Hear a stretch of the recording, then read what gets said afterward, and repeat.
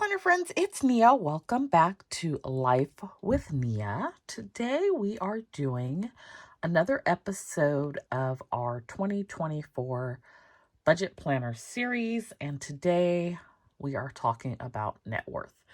I did not do the net worth tracker last year for 2023. And I wasn't going to do it this year, but I decided to go ahead and do it. Part of the reason I hadn't been doing it is because of the student loan debt. And so I was like, my net worth is negative, that I don't want to look at that all year.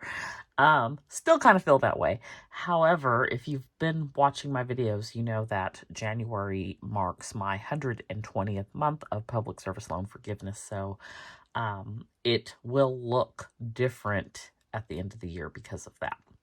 So anyways, let's jump on into it. We will go through assets and liabilities and see what the difference is. And then at the end, I am going to set a goal for what I would like my net worth to be at the end of the year. All right, so I've listed out these items in the interest of time. So we're going to start with my car. I have a 2017 Nissan Maxima. I went with the middle value on Kelley Blue Book, and that is it's not 20,000, it is $12,032. I am a state government worker, so I contribute, and the state of California contributes to a pension plan for me. I can retire at age 50. However, they would give me pennies if I did that. However, starting at the age of 55, it starts to look good. If I were to separate now, I'm not sure what the parameters would be if I were to die. I don't know if everything is returned to my beneficiary or exactly how that works. I would assume so, but if I were to separate now, I could receive back all of my contributions and interest, so then the pension itself would go away. So I took that number. I am fully vested. I've been with the state for 15 years. So when I started, you became fully vested after 5 years. Now it's 10. And then it's 20 years for healthcare. So I still have 5 more years to go before I'm fully vested for healthcare for the whole duration of my retirement. So, like I said, I took the number of, if I were to separate, what would be returned to me, and that is $91,917.84. The next thing is a 457. So a 457 is similar to a 401k. It's a tax advantage retirement plan for government employees. These are before tax contributions that have been made solely by me. And I'm taxed on it when I withdraw. So the current value of my 457 is $33,399.73. At the end of 2023, actually December, I opened up a solo 401k for Studio Bliss Co. After speaking with an attorney and looking at all of the options, this was the best option for me to set aside some additional retirement contributions from my business. So these are before tax contributions. I can also do a Roth solo 401k, but I am currently doing a before tax solo 401k. I can make contributions as the individual, the employee, and I can also make contributions as the employer. The plan is only for me, or if it would also include a spouse if I had one. But it's solely for me. If I were to have employees, I wouldn't be able to have this plan.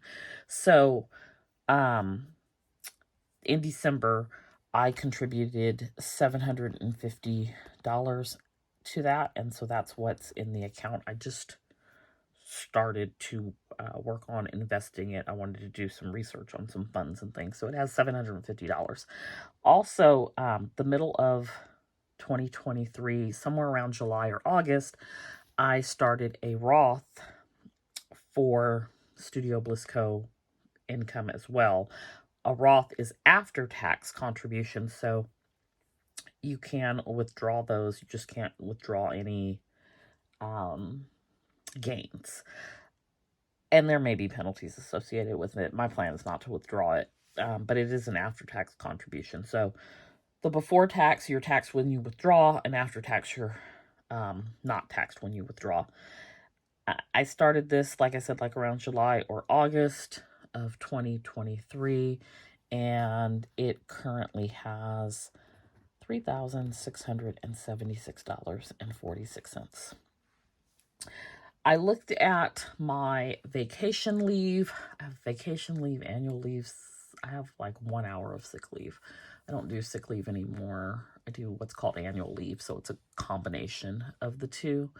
I have some paid holidays. I have some personal credits. We get like 8 hours of personal credit every year. And then I have furlough from 2020 when we were all furloughed because of the panini, but then we still had to work. So all in all, it was roughly 750 hours, and I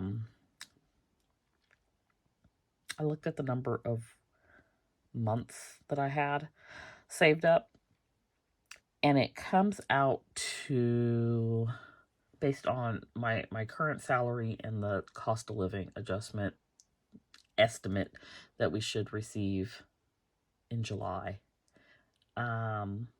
total is $37,400. Interesting enough, when I did this back in 2020, I think 2020 or 2021 is the last time I did it, the amount was the same. I need to go on vacation more. It's really interesting. And I made less then, so it's like, take some time off. Anyway, insurance. This one I'm not 100% certain on. I have a group term life insurance plan that is provided by my employer through MetLife based on my classification with my job. It's either $25,000 or $50,000. I went ahead and just used the lesser amount. It's categorized by, if you're supervisory, it's $25,000, and if you're managerial, it's $50,000. And I just don't know which one I technically fall under. They do have different definitions of what they consider supervisory and what they consider managerial. So I'm a manager. I'm a supervisor. We use the term interchangeably. So I don't know. So I just took the lesser amount. I also don't think people really know that you have this insurance. I can imagine that many people's families don't even call and ask about it because they're not going to reach out to you. It's one of those things with the state, like, where we're not going to tell you about it. But I am nosy into my research, so I know about it. So anyways, I use the lesser amount, $25,000.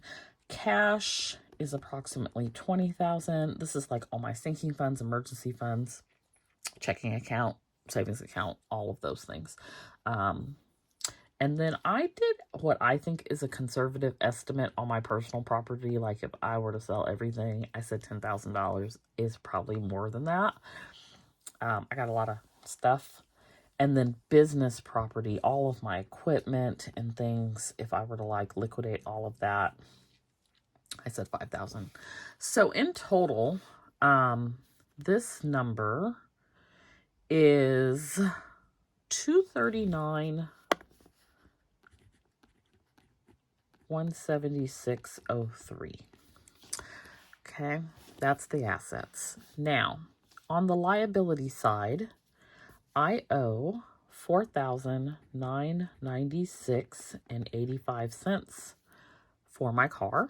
It will be paid off in September. Without my car, I have $13,260.69 in consumer debt. Most of that is credit card debt. And then there is a personal loan. I also included like anything I owe right now towards Afterpay. So that is the current number, $13,260.69. Student loans is $216,252.55. How it grew from $215, I don't know, because we're not supposed to have any interest, but I'm also not worried about it because they're getting dismissed at the end of the month. And then I have some California tax debt in the amount of $2,821.76, where I underpaid the taxes, and that's on a payment plan. So the total in liabilities, and I think I captured everything for both assets and liabilities, but if you can think of anything that I don't have listed, please share. Total on liabilities is $237,331.85. So I actually have a positive net worth of $1,844.18. Woohoo. Now, what I did was I wanted to make a goal for my net worth, but I wanted to remove the student loans from it because that's obviously going to change things, right? So $239,176 is our assets, and $237,331 is our liabilities, and $1,844 is our net worth. So if I remove the student loans from the equation, which is $216,252.55, the net worth amount would be $21,079.30. So my goal is to add $25,000 to my net worth. So by December, I would like for my net worth to be at least $46,079.30. That is the goal by the end of December 2024. So that is my net worth and my net worth goal. Let me know if you calculated your net worth. And like I indicated, if you think I may have missed something or didn't factor in something, please post that down below as well. Would love any input that you may have. This is probably going to be the last budget planner series video, with the exception of a final walkthrough of my 2024 budget setup that will touch on all the things that we've already covered. So if you have been checking in for this series every week or every time a new video was posted to the series, because there were several throughout the weeks, thanks so much for joining me on this journey again. And I can't wait to show you and flip through the final product. This is something for me that helps me to just really be able to move through the year in confidence with my finances and know exactly where I'm at and be prepared for anything that life may throw at me. So I really enjoy doing this, and I enjoy sharing with all of you all because it helps to keep me motivated and also accountable for what I'm doing. So thanks so much for being here. If you're new, please consider subscribing. If you're returning, thanks so much for joining again. Don't forget to hit that like button, and I'll see you back here next time. Bye.